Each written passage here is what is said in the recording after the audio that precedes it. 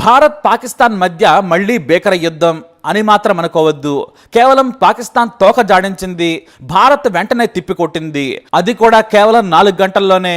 పాకిస్తాన్ ఇండియాలోని 15 నగరాల్లో దాడులు చేయడానికి సిద్ధమైంది. ఇక భారత్ పాక్లోని 9 ముఖ్య నగరాలపై దాడి చేసింది. పాకిస్తాన్ 50కి పైగా డ్రోన్లను భారత్కు పంపించింది. ప్రధానంగా జమ్మూ కాశ్మీర్, రాజస్థాన్, పంజాబ్ సరిహద్దుల్లో కాల్పులు జరుపుతూ ఉంది. ఆ రాష్ట్రాల్లోని నగరాల్లో డ్రోన్లతో దాడులకు దిగింది. అయితే ప్రతి డ్రోన్ ని కూల్చేసింది ఆర్మీ.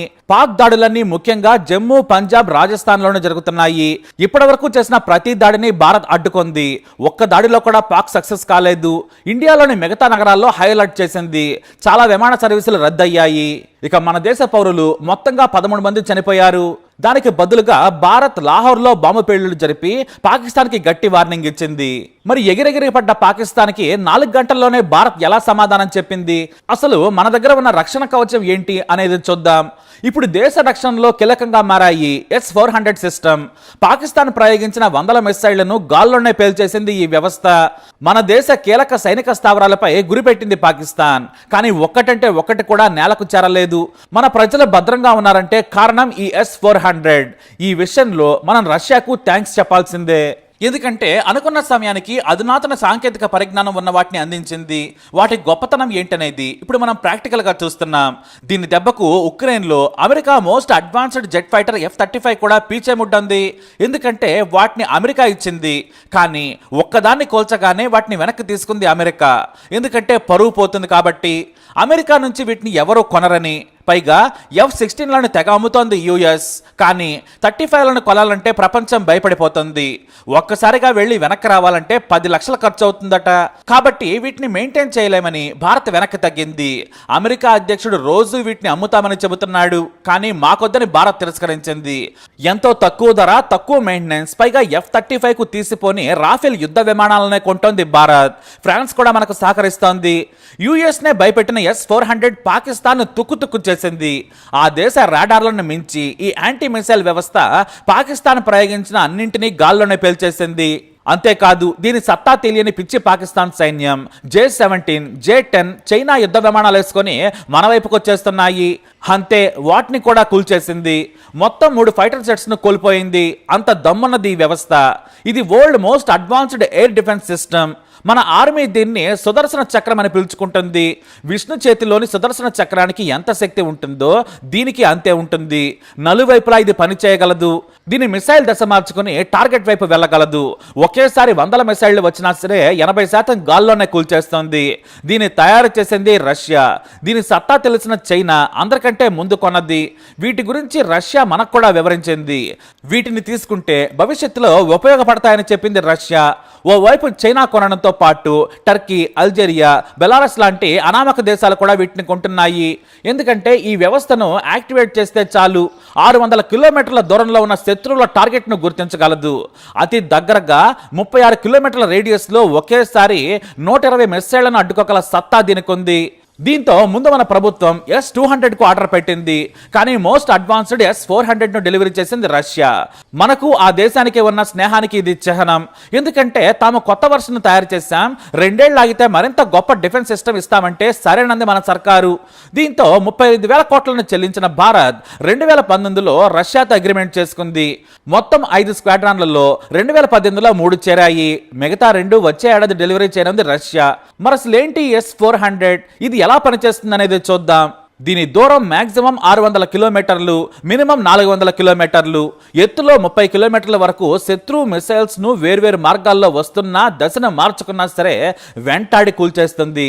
అతి తక్కువ రేంజ్ లో 40 కిలోమీటర్లు, మీడియం రేంజ్ 120 కిలోమీటర్లు, లాంగ్ రేంజ్ 250 కిలోమీటర్లు, వెరీ లాంగ్ మినిమం 400 కిలోమీటర్లు. ఒకేసారి 72 శత్రు మిసైల్స్ కూల్ చేయగలదు. ఇవి మనకు 3 వచ్చాయి. ఈ S-400 సిస్టమ్ లో ఒక క్వాడ్రన్ లో 6 వెహికల్స్ ఉంటాయి. ఇందులో కీలకమైంది లాంచ్ వెహికల్. దీంట్లోనే మిసైల్స్ ఉంటాయి. మొత్తం 36 రకాల మిసైల్స్ ను దీని నుంచి ప్రయోగించవచ్చు. దీనికి support command and control vehicle, ఆ పక్కనే లాంగ్ రేంజ్ రాడార్ సర్వైలెన్స్ వాహనం ఉంటుంది. దీన్ని బిగ్ బోర్డ్ అంటారు. ఈ వ్యవస్థ పనిచేయడానికి అత్యంత కీలకమైనది ఇదే. దీనికి సపోర్ట్ గా అక్విజిషన్ అండ్ మేనేజ్మెంట్ రాడార్ వాహనం ఉంటుంది. దీన్నే టూమ్ స్టోన్ అంటారు. వీటికి సపోర్ట్ గా all altitude acquisition radar, mobile mass system వాహనాలు ఉంటాయి. ఇదంతా కలిస్తేనే ఒక S-400 వ్యవస్థ. లాంచ్ వెహికల్స్ లో 4 ట్యూబ్స్ ఉంటాయి. 4గింట్లో 4 రకాల మిసైల్స్ ఉంచుతారు. వీటిలో మనం ఇంతకు ముందు చెప్పుకున్నట్టు షార్ట్ రేంజ్ 40 కిలోమీటర్లు, మీడియం రేంజ్ 120 కిలోమీటర్లు, long range 250, very long range 400 కిలోమీటర్లు దూసుకెళ్లే మిసైల్స్ ను ఉంచుతారు. అయితే ఈ లాంచింగ్ మిసైల్స్ కు దారి చూపేది బిగ్ బార్డ్ రాడార్. ఇది 600 కిలోమీటర్లు ఉండే ఏ శత్రు వాహనాన్నైనా సరే గుర్తించేస్తుంది. Fighter jet, helicopter, missiles, rocket launcher సహా ఒకేసారి 300 టార్గెట్స్ ను గుర్తిస్తోంది. ప్రపంచంలోనే అత్యంత మోడర్న్ అడ్వాన్స్డ్ రాడార్. దీని ముందు పాకిస్తాన్ వాడే చైనా ఇచ్చిన Q-18 చిత్తయింది. దీనికి ఫైర్ కంట్రోల్ ట్రాకింగ్ రాడార్ ఉండడం వల్ల 400 కిలోమీటర్ల లాంగ్ రేంజ్ శత్రువుల టార్గెట్ ను గుర్తిస్తుంది. వెంటనే ఇది వెంటాడి దాన్ని కూల్చేస్తుంది. 40 VM6 అనే రాడార్ లో ఫ్లయింగ్ శత్రు మిసైల్స్ ను గుర్తిస్తుంది. మిసైల్ ప్రయోగిస్తే తక్కువ ఎత్తులో వచ్చే వాటిని కూల్చేస్తుంది. దీన్ని ఎక్కువగా జెట్ ఫైటర్స్, హెలికాప్టర్స్ ను కూల్చేందుకు వాడతారు. దీనివల్ల మరో ఉపయోగం కూడా ఉంది. దీన్ని ప్రత్యేకంగా మనకు అవసరమైన దగ్గరకు రాడార్ లా తీసుకెళ్లేలా వాడుకోవచ్చు. శత్రువుల జెట్ ఫైటర్స్ గాల్లోకి లేచేదే ఆలస్యం, వెంటనే గుర్తించేస్తుంది. మిసైల్ ప్రయోగిస్తే వెళ్లి కూల్చేస్తుంది. దీని భయానికి పాకిస్తాన్ తన F-16 అధునాతన జెట్ ఫైటర్స్ ను భద్రపరుచుకుంది. అమెరికా నుంచి ఫ్రీ అప్గ్రేడ్ ఆప్షన్ కూడా తీసుకుంది. మరి ట్రంప్ లాంటి మెంటలోడు 2 వైపులా సపోర్ట్ చేసి డబుల్ గేమ్ ఆడుతున్నాడు అనడానికి ఇదే ఉదాహరణ. అందుకే అమెరికాను ఎంతవరకు ఉపయోగించుకోవాలో మన దేశం అంతవరకే వాడుకుంటుంది. రష్యాను మనం ఎక్కువగా నమ్ముతాం. 60% మన రక్షణ అవసరాలను తీర్చేది రష్యా. కమాండ్ కంట్రోల్ వెహికల్ నుంచి వీటిని ప్రయోగిస్తారు. వీటిలో కంప్యూటర్ ద్వారా ప్రయోగించిన మిసైల్ టార్గెట్ ను కూల్చేసిందా లేదా, ఎన్ని కూలాయి, పరిధి దాటి ఏదైనా మన వైపు దూసుకొస్తోందా అనేది ట్రాక్ కూడా చేయొచ్చు. మన వైపు వచ్చే మిసైల్స్ ని కూడా గుర్తించి సిగ్నల్ పంపుతుంది. మిస్ అయిన వాటిపై మళ్లీ ప్రయోగించి దూరాన్ని బట్టి మిసైల్స్ ను వదులుతారు. ఈ కమాండ్ కంట్రోల్ వెహికల్ నుంచే లాంచర్ వెహికల్ కు సిగ్నల్ వెళుతోంది.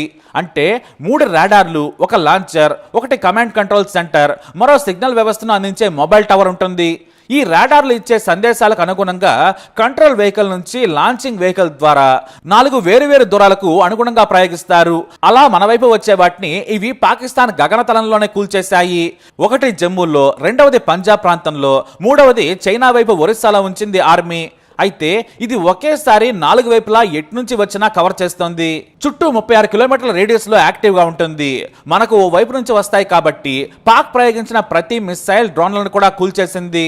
అంతేకాదు ఈ రాడార్ వ్యవస్థతోనే పాకిస్తాన్ పనికిమాలిన రాడార్లను న్యూట్రలైజ్ చేసింది. ఆ టెక్నిక్ ఏంటనేది ప్రపంచానికి కూడా తెలియదు. లాహోర్, రావల్పిండిలో ఉన్న అధునాతన డిఫెన్స్ రాడార్ వ్యవస్థలు పనిచేయకుండా పోయాయి. ఇప్పుడు మన దేశంలో ఒక్క పాక్ మిసైల్ కూడా పడలేదంటే దానికి కారణం ఈ S-400 సిస్టమ్. వాస్తవానికి కేవలం 35,000 కోట్లతో 5 మాత్రమే కొన్నారు.